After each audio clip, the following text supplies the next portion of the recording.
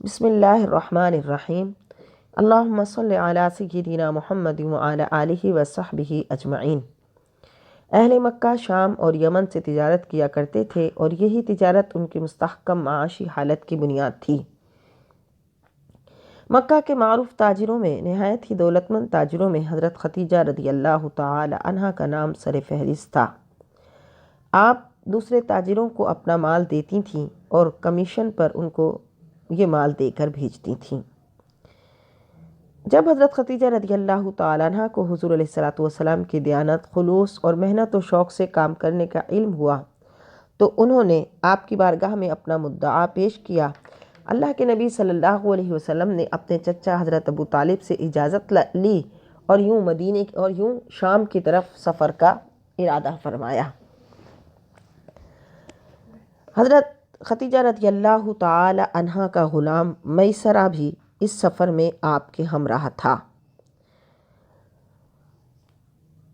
آپ صلی اللہ علیہ وسلم نے یہ سفر شام کی طرف فرمایا اور جب شام کے شہر بصرہ پہنچے تو اس خانقاہ کے قریب قیام فرمایا جہاں پہلے نستورہ نامی راہب تھا،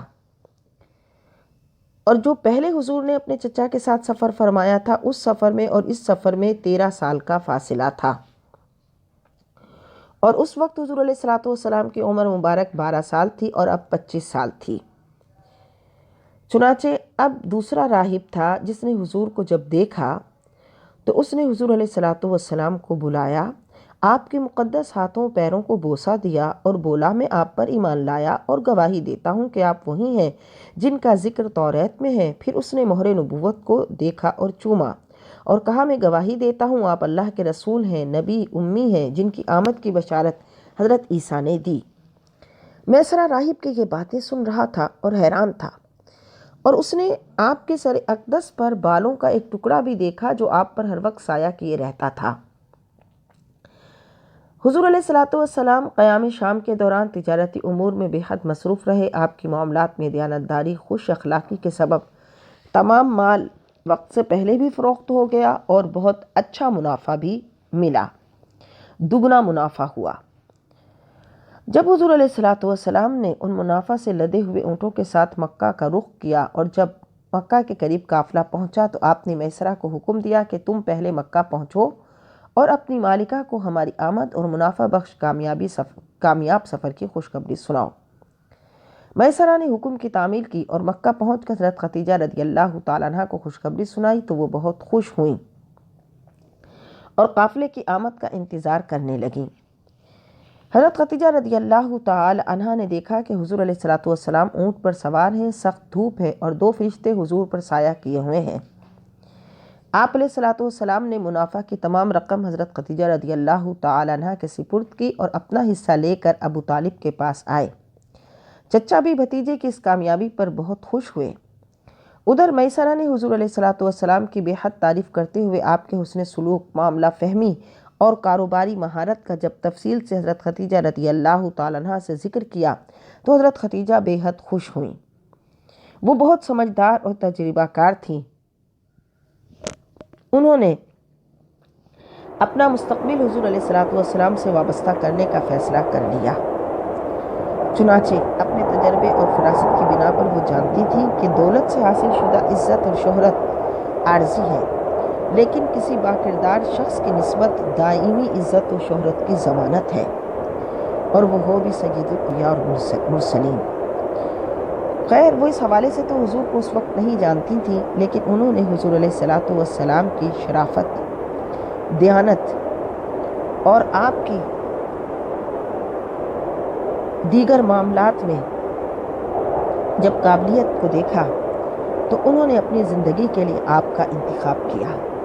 اس کا مطلب ہے کہ زندگی گزارنے کے لیے صرف عزت و شہرت اور دولت کا ہونا کافی نہیں ہے، بلکہ ایک کامیاب زندگی گزارنے کے لیے کسی اور چیز کی ضرورت ہوتی ہے جو آج کل ہمارے ہاں رشتوں کی تلاش میں اب دیکھی نہیں جاتی، اور اب ہمارا معیار صرف دولت ہی بن کر رہ گیا، جس کی وجہ سے نہ صرف یہ کہ رشتے کرنے میں پریشانیاں ہیں اور اس کے بعد کے نتائج بھی پھر ہم بھگتنے کے لیے تیار رہتے ہیں۔ چنانچہ جب اس خاتون نے ایسا مبارک فیصلہ کیا کہ اس وقت ان کو یہ نہیں پتہ تھا کہ یہ سید الانبیاء والمرسلین بھی ہیں، لیکن آپ کی امانت و دیانت کی وجہ سے جب انہوں نے آپ کا انتخاب کیا تو اللہ رب العزت نے ان پر کتنا کرم کیا کہ انہیں مومنین کی پہلی ماں بنا دیا۔ آقا کائنات صلی اللہ علیہ وسلم کی آپ نہایت محبوب رفیق حیات بنی، آپ کے بچوں کی ماں بننے کا شرف حاصل ہوا، اپنی ساری دولت اپنے محبوب مکرم شوہر کے مشن پر بلا دریغ خرچ کرنے کا اعزاز ملا۔ سب سے عظیم منصب جو نصیب ہوا وہ یہ کہ اللہ ان سے راضی ہوا، اللہ کا رسول ان سے راضی ہوا۔ حضرت خدیجہ رضی اللہ تعالیٰ عنہ نے اس کے لیے اپنی سہیلی نفیسہ کے ساتھ پیغام بھیجا، اور پھر حضرت حضور علیہ السلام نے اپنے چچا ابو طالب سے مشورہ کر کے اس رشتے کو قبول فرما لیا، اور حضرت ابو طالب نے خود اس نکاح کا خطبہ پڑھا۔ اللہ تعالیٰ نے حضرت خدیجہ کو حضور علیہ السلام کی رفیق حیات بنا کر اسلام اور مسلمانوں پر بھی احسان فرمایا، کیونکہ آپ بہت سنجیدہ، تجربہ کار مشیر اور معاون ثابت ہوئیں۔ انہوں نے اپنی ساری دولت حضور کے سپرد کر دی جو اسلام کی اشاعت اور ضرورت مند مسلمانوں پر خرچ ہوئی۔